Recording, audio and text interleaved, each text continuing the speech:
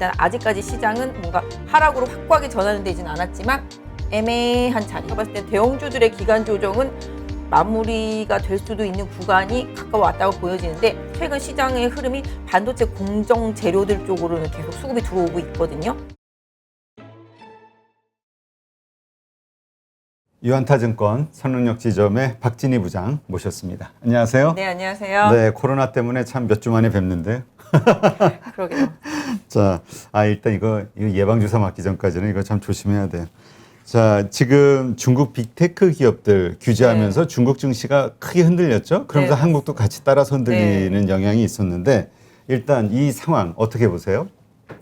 뭐 사실 최근에 시장이 특별히 코로나 말고는 악재가 없었잖아요. 그렇죠. 예, 뭐 돈은 계속 풀고 있고, 뭐 계속 투자도 많이 하고 있고, 뭐 인플레가 있어도 뭐 괜찮다, 뭐 계속 테이퍼링은 뒤로 늦출 거다, 뭐 금리 인상은 뭐 저 멀리에 있다, 뭐 이런 식으로 계속 얘기를 하면서 시장에 악재다운 좀 악재가 없었었어요. 근데 어느 순간부터 한 2달 전, 3달 전부터 이제 대형주들은 좀 이제 힘이 떨어지기 시작한 상태였었는데 최근에 이제 시장이 좀 뭔가 흔들리기 시작했었는데 이제 아시다시피 이제 중국 시장이 이제 급락을 하고 이제 또 중국 시장 급락하니까 홍콩 시장 급락을 하고 근데 그 이면에는 뭐 이런 부분이 있어요. 지금 시장의 큰 화두가 예전에는 트럼프와 시진핑 시대 때는 무역 전쟁이었었잖아요.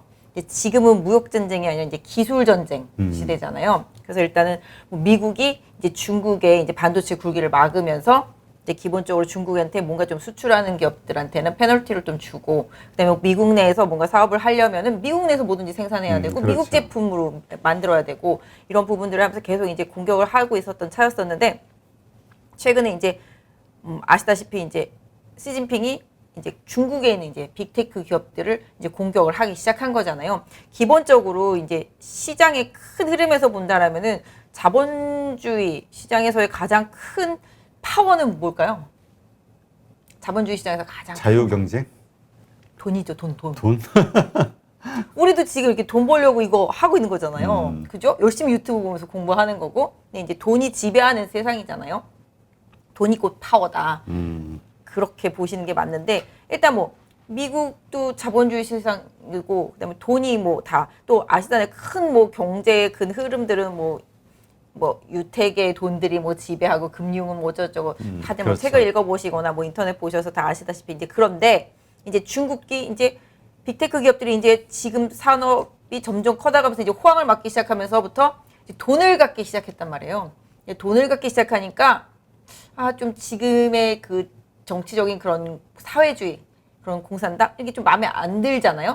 그러다 보니까 아시다시피 이제 마윈 회장도 좀 그런 발언했다가 어느 순간 안 보이기 시작하다가 또 오늘 다시 나타나긴 했지만 그리고 기업 하나 뭐 날려버리는 거는 뭐 공산당은 뭐 맞습니다. 그래서 자본주의는 이제 돈이 지배하는 시대고 그다음에 이제 뭐 미국 같은 경우는 이제 선거 체제이기 때문에 이제 선거를 통해서 4년에 한 번씩 대통령을 이제 선출하지만 중국 같은 경우는 아니거든요. 지금 시진핑이 거의 장기 집권 들어가 있는 상태인데 지금 최근에 이제 좀 그런 이제 빅테크 기업들이 뭔가 좀 정보를 많이 가지고 있잖아요. 그렇죠. 네, 그런 정보를 많이 가지고 있고 그다음에 이제 독과점 상태다 보니까 이것들이 좀 살살 좀 뭐랄까 지금 체제에 대한 뭔가를 좀 바꿀 수도 있는 여러 가지 좀 메리트들 많이 갖고 뭐 인민들의 좀 그런 눈과 귀를 갖다가 뭐 호도할 수도 있겠다라고 생각을 할 수도 있겠죠. 그렇다 보니까 이제 하나하나씩 이제 찍어가지고서 이제 갈궈대는 거잖아요, 지금. 그래가지고 뭐 이제 디지 출신 같은 경우 최근에 이제 앱 삭제하는 뭐 이런 부분도 그렇죠. 있고, 예, 그러면서 이제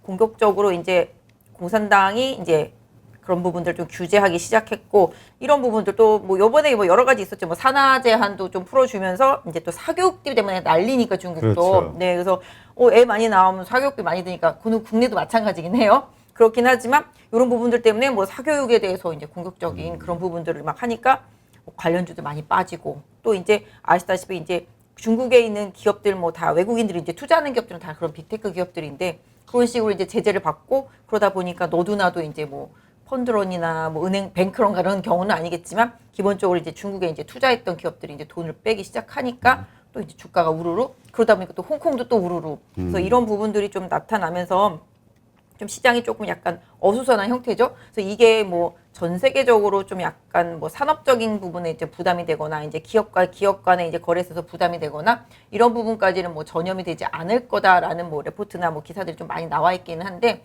실질적으로 전 세계에서 뭐 경제 양대 축이라고 할 수 있는 중국과 미국 그 중에서 이제 중국에서 뭔가 좀 흔들림이 나왔다라는 것 자체 이런 부분들은 뭐 증권을 이제 투자하시는 분들이라든지 이제 경제를 보시는 분들 뭐 아니다라고 하지만 뭔가 좀 시장의 조정의 트리거가 될 수도 있지 않을까. 저 보세요. 저가 그때 델타 변이 별거 아닌 거라 생각했다가 지금 큰 봉변을 당하고 있거든요. 소비주들 사다가 네 그래서 사다가 조금 멈췄는데 이렇게 좀 뭔가 좀 그런 거 있잖아요. 침소봉대할 필요까지는 없지만 큰 걸 또 너무 작게 볼 필요까지는 없는 그런 상황인 것 같아요. 역시 리스크다. 네네. 자, 그러니까 이제 그렇게 영향을 받아서 한국까지도 왜냐면 MSCI에 속해 있으니까 같이 거기서 이제 패시브 자금들이 떠나니까 한국도 같은 비율로 막 팔아 제끼고 네. 그러다 보니까 이제 우리도 많이 영향을 좀 받았었는데 어쨌건 지금 한국 증시가 이러저러한 요소를 지금 횡보하고 있는 거잖아요. 네, 맞습니다. 앞으로 중국 증시의 영향을 또 받아서 더 하락하거나 할 만한 요소는 없을지 이것이 이미 끝난 것인지 아니면 앞으로도 진행될 중국의 어떤 리스크인지 이런 것들 어떻게 네. 보세요? 사실 뭐 모든 것들은 지나봐야 알죠. 그렇죠. 뭐 처음에 저 코로나 처음 터졌을 때도 아 별거 아니라고 막 그랬었거든요. 여기 독감이야. 네, 뭐 사스 메르스 때 당해봤잖아 막 이랬었는데 이게 또 아니잖아요. 누군가 하나 이렇게 좀 잡아가지고서 막 이렇게 하기 시작하면 또 달라지는데 아까도 말씀드렸다시피 글로벌에 지금 악재가 없는 상태에서 뭔가 이제 하나의 좀 트리거가 생겼고 이런 부분을 뭐 이렇게 헤지 펀드들이나 이제 하방으로 공격하고 싶은 사람들이 뭔가 좀 만들려고 하다 국내도. 보면은 네, 이게 좀 또 힘이 될 수도 있어요. 왜냐하면 아까도 이제 지점에서 제가 얘기하다 왔는데 여기서 주가를 더 올리는 게 쉽겠냐, 밑으로 빼는 게 더 쉽겠냐 이렇게 생각을 해봤을 때 헤지 펀드들이 네, 헤지펀드도 그렇고 일반 투자자도 생각했을 때 여기서 주가를 더 올리려면 돈이 계속 들어와야 되는데 그게 지금 한정적이잖아요. 그리고 근데 또 반대로 생각하면 중국에서 빠진 돈들이 미국으로 회귀를 하면 미국에 있는 기업들한테는 더 좋다. 이것도 맞는 말이긴 해요. 왜냐하면 자금들이 더 미국 쪽으로 많이 그렇죠. 쏠려들면은 미국 쪽에서 지금 가던 종목들한테 더 힘이 살릴 수도 있고 최근에 근데 주가 흐름이 이미 또 그래 왔었어요. 미국에 이제 중국 ADR물들이 많이 상장되어 있잖아요. 그런 부분들은 계속 급락하고 반대로 그거랑 똑같은 섹터 안에 있는 미국 기업들은 계속 상승하고 그러면서 이제 미국 지수는 계속 상승을 해왔었는데 이런 부분들이 이제 계속 이어질 수 있겠냐라고 본다라면은 이제 중국에서 나온 자금들이 또 혹자는 그러면 이제 중국을 매도하면서 국내로도 좀 이제 유입될 수 있지 않겠냐 뭐 이런 생각들도 하시는데 외국인들 시각에서는 실질적으로 중국이나 뭐 국내 시장이랑 똑같이 다 이렇게 같은 맥락으로 보기 때문에 팔면 좀 같이 파는 경향들이 있어요. 물론 다 팔고 나서 또 다시 뭐 생각이 바뀌면은 국내 주식들을 살 수도 있겠지만 기본적으로 일단 지금은 중국에 대한 그런 기업 규제에 대한 리스크에 있어서 자금은 계속 좀 이탈하고 있는 과정이고 그 이탈 과정과 또 중국 공산당의 대응 뭐 한번 그렇게 줬으면 조금 뭐 완화시켜주는 여러 가지들도 나올 수 있고 조금 약간 좀 잠잠하게 만들어야 되잖아요. 이게 빌미가 돼서 뭐 문제를 크게 발생시키지 않으려면 그래서 이런 부분들에 대한 중국 공산당 정권에서의 뭔가 좀 다른 조치들 그다음에 또 시장을 좀 안심시키는 조치들 이런 부분들이 좀 나오는 부분까지는 좀 확인을 해봐야지만 실질적으로 좀 시장이 좀 안심할 수 있지 않을까 싶고요. 기본적으로 지금은 뭐 더 올라갈 수 있는 여지가 국내 시장은 사실은 좀 많이 부족했었어요.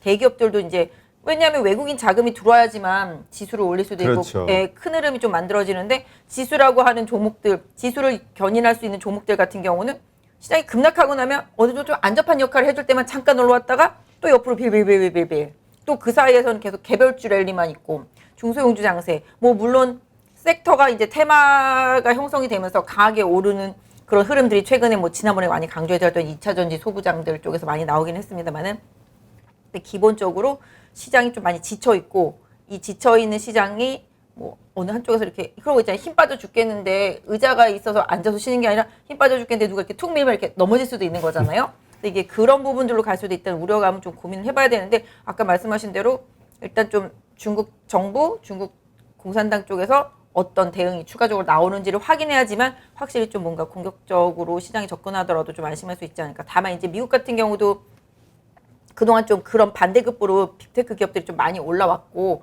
이런 부분들이 있어서 주가가 과연 미국도 여기서 더 추가적으로 얼마나 상승할 수 있을지는 사실 개인적으로 좀 의문이거든요. 그러니까 좀 많이 힘이 딸려져 있고 체력이 좀 많이 소진되어 있었기 때문에 솔직히 조금 쉬어가는 흐름. 근데 어떤 면에서 보면 지금 대형주들은 많이 쉬었어요. 한 두세 달 쉬었거든요. 많이 쉬었죠, 네, 지금 대형주는. 쉬면서 이제 에너지를 조금 어느 정도 응축해 놓고 있다고도 볼 수 있겠어요. 그래서 이번에 좀 개별주 장세가 지나고 나면 다시 한번 대형주 장세가 확 오면서 시장이 거기서 이제 고점이 형성될 수도 있겠다라는 생각을 해볼 수가 있는데 뭐 요번에 조정이 얼마나 더 이어질지는 좀 더 봐야 되겠습니다만은 일단 아직까지 시장은 뭔가 하락으로 확고하게 전환은 되진 않았지만 애매한 자리거든요. 그래서 지금은 뭐 아시다시피 이제 종목 장세잖아요. 상당히 좀 힘들고 지치고 저도 한 종목 대응 하다가 한 이번 주부터는 거의 좀 뭐랄까요?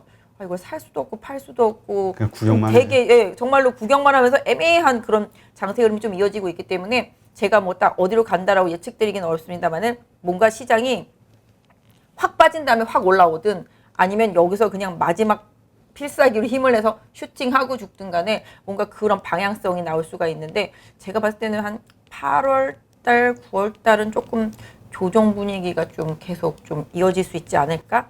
이런 우려는 좀 계속 하고 있어요. 왜냐면 지금 실적 시즌이라서 실적 발표도 거의 대형주들은 마무리가 되어가고 뭐 물론 그런 부분이 좋아서 올라온 종목들도 있었지만 그다음에 이제 코스닥 같은 경우는 이제 8월달 들어가면 실적 발표가 계속 이어지기 때문에 오히려 실적과 상관없이 좀 많이 올랐던 개별주들은 또 실적 발표할 때 좀 힘들어지는 구간도 나올 수가 있기 때문에 일단 뭐 순환 조정 지금은 개별주의 순환 랠리가 있었으면은 지금은 대형주와 중소형주의 순환 조정의 구간이 8, 9월 달에 조금 이어질 수도 있다라는 점 이런 부분들은 조금 염두에 두셨으면 좋겠습니다. 네.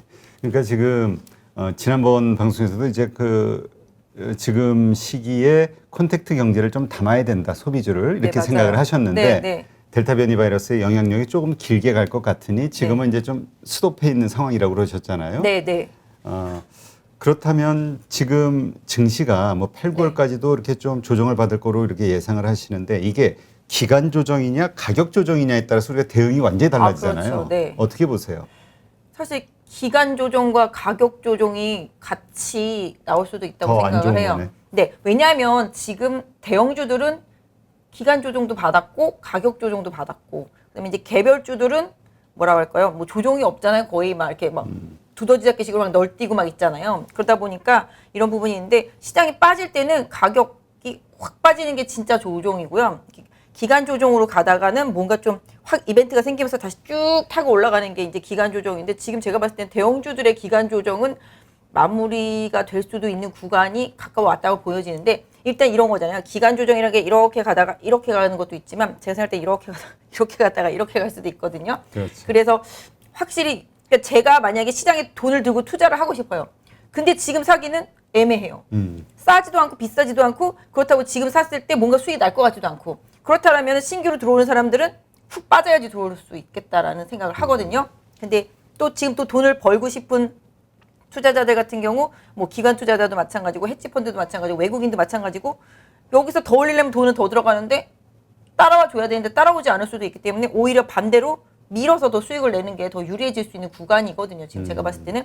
그렇다면 언제 어떻게 해서든지 간에 뭔가 이슈가 나오고 트리거가 나오면 하방으로도 열어놓고 봐야 되지 않겠나. 왜냐면 지난번에 미국 시장이 이렇게 빠질 듯 하다가 확 요번에 치고 올라왔거든요. 그러니까 이 빠지는 게 트릭인지 올라온 게 트릭인지는 조금 지켜봐야 되겠지만 기본적으로는 시장의 에너지는 좀 많이 약해져 있고 체력도 많이 떨어져 있는 상태다. 그렇다면 지금 자 일단 신규 매수자의 관점에서는 네. 지금은 그냥 계속 관망해야 될 때다 이렇게 봐야 될까요? 그러니까 큰 그림에서는 관망하는 게 저는 맞다고 생각하고요. 내가 개별 종목을 잘 대응할 수 있다. 나는 종목을 잘 선별할 수 있다. 나는 안 물리고 트레이딩 잘 할 수 있다.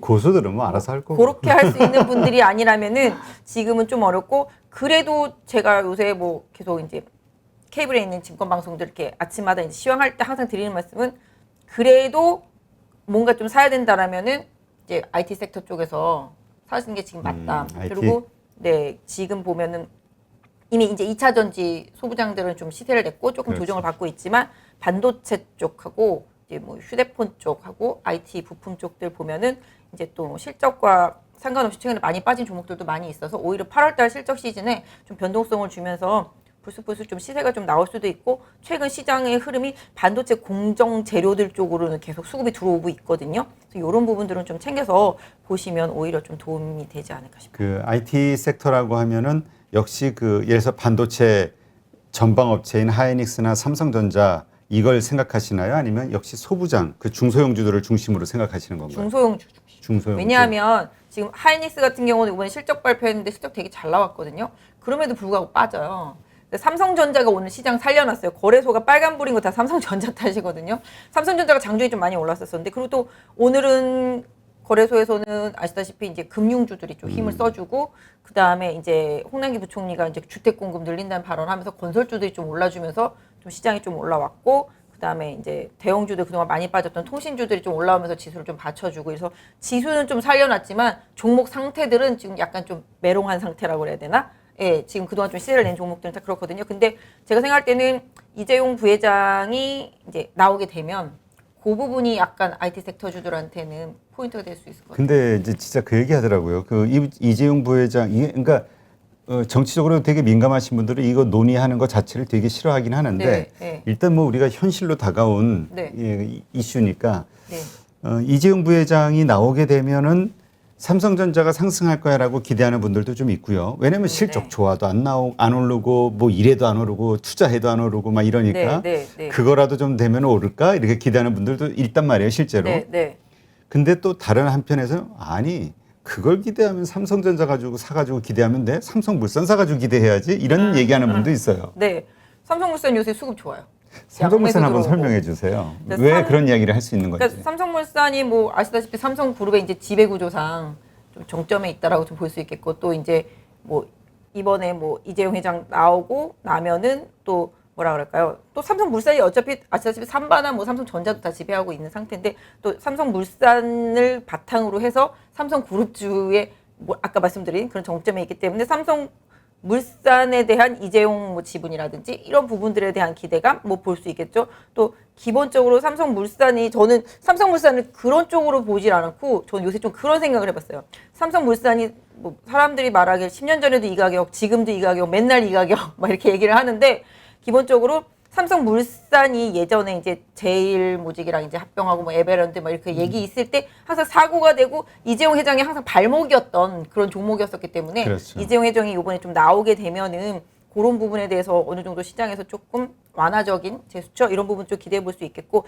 기본적으로 저는 좀 약간 다른 뉴스를 봤는데 투자하시는 분들이 그런 뉴스 보셨을지 모르겠지만 이제 삼성물산도 해외에 이제 중소형 원자로 하는 그런 기업에 이제 지분 투자하는 그런 모습이 나와서 제가 봤을 때는 아 이제 삼성물산도 나중에 원전을 조금 건설할 수도 지금 있겠구나. 뭐 미국하고 MOU 맺은 게 그거 지금하잖아요. 소형 원전. 네, 맞아요. 소형 원전. 그래서 그런 부분들을 생각하면 이게 지금은 못 가도 나중에 이것도 한번 원전으로 갈 수 있으려나? 뭐 이건 그냥 개인적인 생각. 네, 개인적인 생각이었고 아까 말씀드린 대로 이재용 회장이 나오면 삼성이 그동안 투자를 많이 못했잖아요. 그렇죠. 네, 컨트롤 타워가 없었기 때문에 투자를 제대로 못했었고 이런 부분들이 나옴으로 인해서 이제 뭔가 좀 반대급부적으로 이제 투자를 하고 또 이제 미국의 이제 오스틴 공장 증설 같은 경우도 마찬가지가 돼 있고요. 그래서 일단 투자가 멈춰 있었던 부분에 있어서 투자를 하고 그 다음에 또 이제 뭐 신제품 나오는 부분에서도 좀 마찬가지. 그래서 또 특히 최근에 이제 중국이 쫓아오고 뭐 대만 뭐 TSMC는 치고 나가는데 뭐 중간에 삼성전자는 기사들 보면 되게 삼성전자 파원들이는 이렇게 뭐 방황하고 있다는 식으로 막 계속 이제 나오잖아요. 그러다시피 뭔가 좀 구심점이 생기면 뭐 시장에 있어서 좀 주도력이 생길 수도 있지 않을까라는 생각을 해요. 그래서 아까도 말씀드렸던 대로 이제 IT 쪽, 반도체 쪽, 이제 휴대폰 부품 쪽 이런 쪽들 계속 보시라고 하는 이유가 이제 애플 같은 경우 이번에 엄청나게 실적 잘 나왔잖아요. 그렇죠. 네, 잘 나왔고 그다음에 애플도 뭐 내후년 정도면 아마 폴더블 나올 거라고 보여지는데 삼성전자도 이제 가격 경쟁을 해야 되기 때문에 폴더블은 이제 가격을 좀 내리고 이제 계속적으로 좀 공급을 늘리고 이런 부분 되면 이제 그동안 좀 힘들어하던 이제 휴대폰 부품주들 그다음에 이게 마찬가지예요. 휴대폰 부품주들도 반도체가 없었던 안 팔렸던 부분들도 있었고 그다음에 뭐 자동차도 마찬가지였었겠지만 모든 게 이제 반도체가 원흉이었었기 때문에 이런 부분들이 조금씩 해소된다라고 이제 하반기 뉴스들이 나오잖아요. 그래서 그런 부분들이 풀리면 휴대폰도 이제 공급, 그다음에 뭐 코로나 때문에도 또 안 좋았었던 부분이 있었고, 그래서 부품 공급이 원활하지 못해서 많이 안 팔렸던 부분들을 좀 감안해 본다라면은 기본적으로 이제 휴대폰 부품주들하고 반도체 같은 경우는 제가 생각할 때는 이제 공정 재료들 좀 많이 관심 있게 보셔야 되지 않을까. 왜냐하면 전공정 장비주들 같은 경우는 이미 시세가 좀 많이 났었고요. 그래서 확실히 뭔가 딱 발표를 하면은 슈팅하고 끝났어야 되는데 그런 발표가 없었고 그래서 그냥 계속 올라간 상태에서 그냥 이런 상태였었고요. 그다음에 공정 재료 같은 경우도 이렇게 팍 쳐져가지고서 바닥에서 이제 낑낑거리고 죽지 않고 이제 살아 있어 보자 막 이런 상태였었는데 최근에 이제 많이 올라오기는 하는데 이제 공정 재료들 같은 경우는 가스, 특수가스들, 이제 반도체 중간에 생산되는 이제 특수가스들 부분이라든지 뭐 이런 유기화합물질 뭐 이렇게 만들고 그런 기업들 보면은 기본적으로 이제 세정용액도 마찬가지지만 그 기업들이 다 뭐 2차 전지 소재를 한다거나 뭐 아니면 수소와 관련된 뭔가를 한다거나 다 뭔가 좀 그런 신재생에너지와 관련되어 있는 뭔가를 좀 할 수 있는 기업들이 되게 많거든요. 그래서 그런 기업들을 좀 새로운 시각으로 좀 볼 수도 있지 않을까. 근데 일단은 제가 봤을 때는 좀 공장 증설하고 돌아가기 시작하면은 어차피 공정 재료나 그런 것들은 좀 많이 들어가야 되기 때문에 이런 부분들에 대해서 좀 보는 것 같아요. 그리고 이제 그동안 오스틴 공장 멈춰 있어서 못 들어갔던 부분들이 하반기에 공장 잘 돌아가기 시작하면 이제 재료들 들어가니까 실적이 하반기에 좀 좋아질 수 있겠다라는 개념으로 좀 움직인 것 같고 2차 전지 소재주들 같은 경우는 뭐 얼마 전에 기사 보셔서 아실 수도 있겠지만 이제 차량용 반도체 공급 부족이 끝나고 나면 2차 전지 공급 부족이 온다. 뭐 이렇다시피 왜냐면 차를 많이 만들어야 되니까. 그렇죠. 근데 저는 깜짝 놀란 게 벤츠가 2030년부터는 전기차만 만든대요. 그건 정말 파격적인 아주 그냥 혁신인데 변이혁. 네. 그래서 나는 저렇게 할 수 있을까? 그런 생각 개인적으로 엄청난 인프라가 깔려야 되는데 그렇게 생각해 보면은 아, 이쪽은 진짜 계속 밀고 가야 되는 산업인 것 같긴 하더라고요. 그래서 이미 좀 많이 올라오긴 했지만 최근에 좀 소재주들 조정을 받았거든요. 조정받은 것들 좀 후발주자들 이런 것들 좀 선택해서 좀 보셔야 되고 아까 말씀드린 대로 이제 휴대폰 부품주들 중에서 이제 폴더분이 핵심이 되니까 폴더분과 관련되어 있는 부품들 좀 기판도 그렇고요. 이제 FPCB 쪽도 그렇고 뭐 요새 KH바텍도 조금씩 움직이지만 그런 식으로 좀 뭔가 컨트롤 타고 나오면서 새롭게 좀 강력하게 드라이브를 걸 수 있는 그런 쪽의 방향에 실어져 있는 중소형주 항상 그래요. 삼성전자 10% 오르면 그 밑에 있는 장비나 부품 소재 업체들은 20, 30%씩 다 오르거든요. 그래서 큰 돈이 들어가야 되는 종목보다는 작은 돈이 들어가서 가볍게 올릴 수 있는 이런 종목들을 하시는 게 개인 투자자분들의 수익률 제고에는 조금 더 나을 수 있을 것 같고 아, 난 그래도 안전한 게 좋아 라고 생각하신다면은 뭐 솔직히 삼성전자 지금 뭐 8만 원대 밑에 있으면 뭐 조금씩 모아보실 수는 있지 않나. 네, 알겠습니다. 하여튼 지금 투자하기가 참 어려운 시점인데, 그러니까 지금은 방관하는, 그러니까 일단 좀 지켜보는 게 우선은 낫고, 그 다음에 사야 된다면 지금 얘기하신 2차 전지라든가 소부장, 반도체 소부장 이런 쪽에서 이제 뭔가 기회를 찾아보시는 IT 게 소부장 전체적으로. 전체적으로 IT. 네, 그렇다면 아까도 잠깐 얘기하셨지만은 그 소비주, 그 다음에 이제 우리 콘택트주라고 보통 얘기하죠. 예, 콘택트주를 이 뭐라 그럴까 이 델타 변이 바이러스로 인해서 시장이 조정받을 때 사는 게 좋다라고 이제 처음에 생각을 하셨잖아요. 그 생각은 변함이 없으신 건가요? 네. 근데 그런데 좀 그 시간이 조금 이제 걸리는 거죠. 그렇다면 언제 사는 게 맞는 시점이라고 보세요? 뭐 사실은 지금이 이제 피크 정점이라고 볼 수 있겠잖아요. 근데 이게 정점인지 아닌지는 저도 사실은 모르겠어요. 요새 기사 나오는 거 보면 가을에 2,000명 간다, 뭐 3,000명 간다 이러니까. 1,800명 얘기 나오던데. 네, 그래서 제가 아 이게 내가 너무 쉽게 생각했구나. 약간 요새 좀 후회를 하면서 사실 저는 진짜로 신세계나 호텔신라나 뭐 그다음에 음식료 세터 이런 것들 전반적으로 이렇게 사고 있었거든요. 사다가 지난번에 나왔을 때 이게 아닌가 막 이랬었잖아요. 그래서 멈춰 있는 상태인데 저는 반드시 다시 또 사긴 살 거예요. 근데 그렇게 사는 이유는 결국은 소비는 돌아올 수밖에 없고 그다음에 경기가 안 좋아져도 써야 되는 소비들이 분명히 있거든요. 그래서 그런 부분들 그다음에 이제 뭐라고 할까 지금은 이제 금리가 움직이지를 않고 또 팬데믹이 다시 또 올 것에 대한 우려감 때문에 다시 지금 성장주 기술주들이 움직이고 있는 구간이라서 잠깐 쉬고 있지만 다시 요 고비가 다시 풀리고 또 좋아지면 다시 또 소비주들, 컨택트주들한테 힘이 넘어갈 수 있다고 보거든요. 사실 오늘 같은 경우만 봐도 최고잖아요. 많이 나왔잖아요. 근데 소비주들 그렇게 많이 안 빠지거든요. 그러니까 좀 어느 정도 좀 내성이 생겼죠. 어느 정도 좀 내성이 생겼고 오늘 같은 날 막 영화관 관련주들 올라가는 거 보면은 옛날에는 상상도 못할 일이잖아요. 네, 그렇잖아요. 그래서 그런 식으로 좀 약간 데미지가 강하게 먹은 섹터 쪽에서는 오히려 좀 장기적인 안목에서 보고 좀 사서 모아가는 전략. 왜냐하면 이마트가 지난번에 한번 엄청 급락했었거든요. 네. 엄청 급락했었는데 그 이유가 이제 이베이 인수하고 나서 뭐 돈 들어가네 어쩌네 하면서 그렇죠. 쭉 빠졌었고 이제 코로나 터지면서 쭉 빠졌었는데 오히려 지금 엄청나게 많이 올라왔거든요. 그 이면이 스타벅스 지분 인수잖아요. 그래서 스타벅스 지분을 뭐 70%대까지 이제 확대를 하면서 지금까지는 이제 뭐랄까 지분 투자. 그래서 지분법으로만 평가받던 게 이제는 연결 이익으로 잡게 되니까 뭐 여러 가지 금융비용 제하고도 뭐 연간 한 1,000억 이상은 남는다. 그럼 또 기업 평가 달라지잖아요. 그래서 제가 봤을 때는 항상 안 좋은 일이 있고 나면은 그 다음에 이제 뭔가 좀 호재성 이슈들. 제가 그때도 신세계가 휴재를 인수하지 않을 거라고 왜냐하면 사람들한테 말을 하고 다녔었거든요.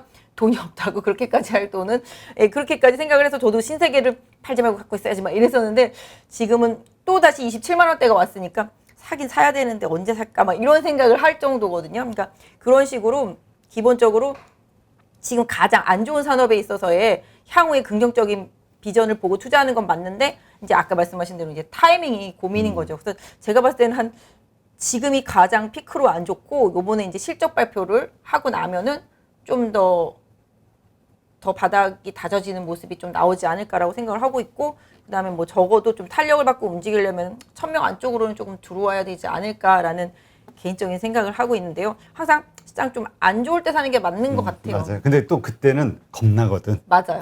이게 더 빠질까봐. 네, 맞아요. 예, 하여튼 이럴 때는 정말 그 뭐랄까 확신 같은 게 되게 중요한 시점인 것 같고, 예, 하여튼 장기적으로 보고 그 매수의 시기를 잘 판단하셔야 될 것 같네요. 언제가 이 델타 변이 바이러스의 정점인지. 네, 그러니까 뭐 하여튼 이 변이라는 게 어떻게 될지는 모르겠지만 또 다른 변이가 나올 수도 있다며요. 그렇죠. 뭐 다들 그러더라고 감마 오메가까지 나온다고 막. 몰라 하여튼 어려운 거 치사율 높은 거 얘기하던데. 아니 근데 그러다 보면 이제 나중에 좀 진짜로 내성이 생기지 않을까 이런 생각도 하게 돼요. 근데 아무튼 종목들이라는 것도 뭐 다 살아있는 유기물 같아서 뭐 아무튼 하여튼 백신 접종률이 좀 확 올라가야 될 것 같다는 생각이 들어요. 알겠습니다.